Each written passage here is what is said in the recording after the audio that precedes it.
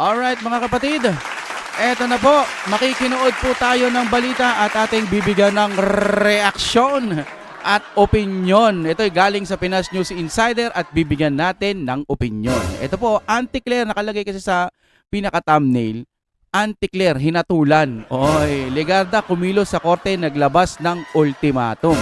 Panoorin ito natin ng sabay-sabay. Ito pa, may title pa kasi siya na nakalagay dito. Ayan.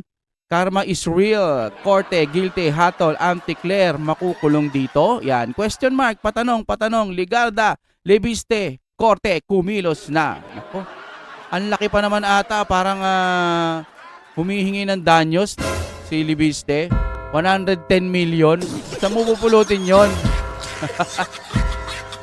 Aray ko po. Kaya kung ready na kayo mga kapatid, isa munang munting paalala kung mabagal ang inyong internet. Kung gusto nyo naman ng mura na at mabilis na internet, nandito na ang Fiber ni Juan. Maaasahan, kaya tawag na. Baka meron na sa inyong lugar ang Fiber ni Juan.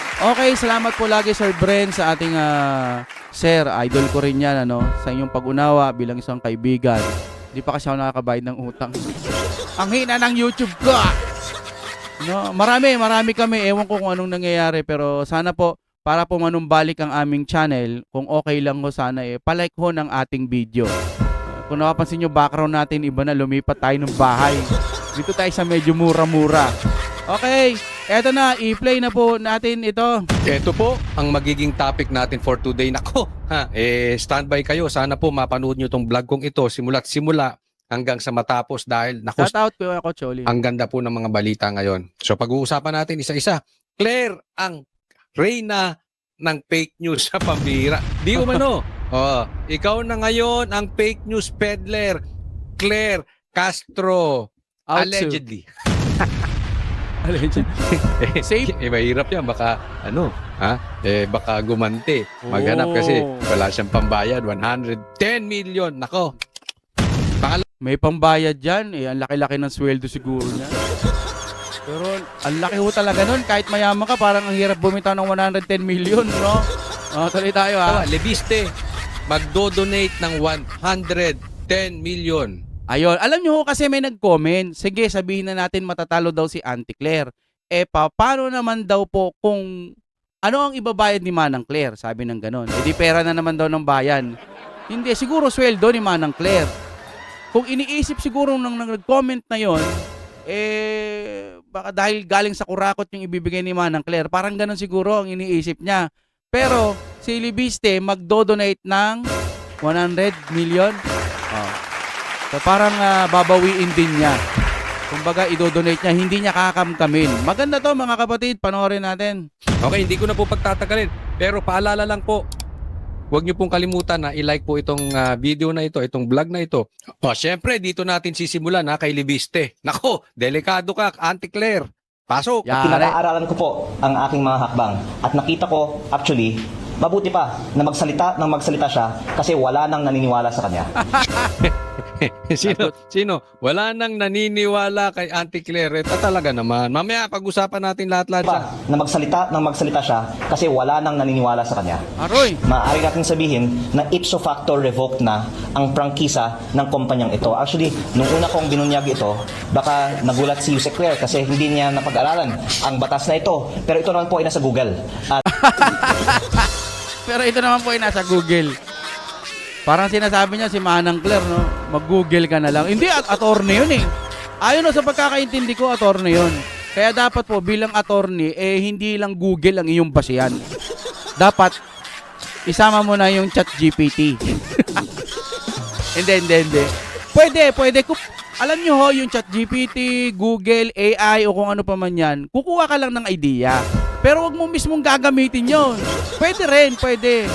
Pero halimbawa sa doktor, wala mo ng doktor, kunyari masakit yung tiyan ko, si ChatGPT mo nang bahala kung anong dapat mong pwedeng inumin. Pero kapag kinakailangan na po ng sasabihin na ng ChatGPT, kumonsulta ka pa rin sa doktor, kailangan mong kumonsulta. Ganon din po, halimbawa magtatanong ka kay Google, pero syempre, bibigay niya pa rin yung pinaka-expert, no? Tao nang ibibigay sa'yo. Pero huwag ka masyadong magpapaniwala. Marami ho sa internet ang hindi totoo, fake news. May fake news ba kay Manang Claire? O, panoorin natin na.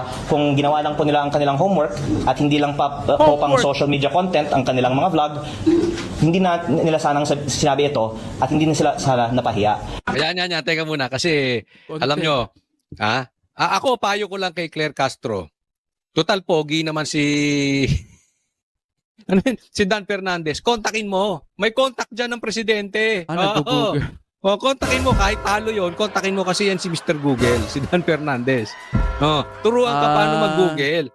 Naalala ko kasi nung hearing si Dan Fernandez, nagse-search lang sa Google. Parang yun ata yung basihan niya. Hindi natin alam. Kasi hindi ka nagre-research. Okay lang kung ikaw mga pipitsuging vlogger katulad ko. Pero ikaw abogado. Ay, nakaw. Abogado, Google search. Ano ba yun? Totoo ba yan? Tatanong lang ha. Hindi po pwede ka hindi ka nagre-research. Wala akong nakitang abogado na bopols sa pagre-research. Baka kayo ni Gadon. Yan yung sinasabi. Pero Baka ha, sabi niya. alam mo may bago ngayon, Claire. May bago. Kung ayaw mo magpaturo kay Dan Fernandez sa paano magpa-Google, may chat GPT. Tanungin mo. ChatGPT. Tanong mo si GP. Oo. Makikita naman Yung yan. premium. Sige. Sinabi ito at hindi na sila sana napahiya. Okay.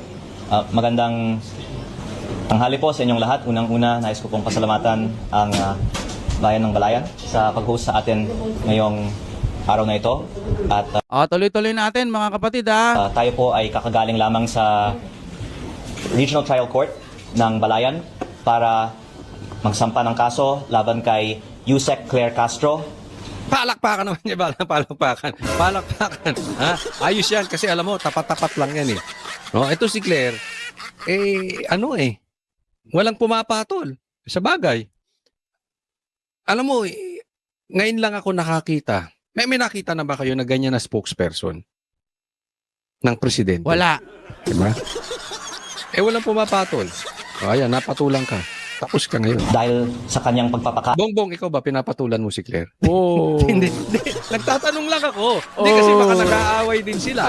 So, baka nagkakasagutan kasi alam mo na, minsan yung mga hirit ni Claire hindi maganda. Kaya tinatanong ko, Bongbong, ikaw ba papatulan mo si Claire? Wow. OMG. alat ng fake news. Tayo po ay nagsampa sa tulong po ni Attorney Topacio. Yan, siya nagsabi niyan, Claire, ikaw fake news. Kaya nga sinasabi ng taong bayan na I cannot blame them. Ikaw na ngayon ang reyna ng fake news. Tanong lang yan, Claire. Totoo ba yun? Yun ang sinisigaw ng taong bayan eh. Ikaw na reyna ng fake news. Nakakaya naman yun, reyna ng fake news. Kinasuhan ng ata to cyber libel kasi fake news. Yari.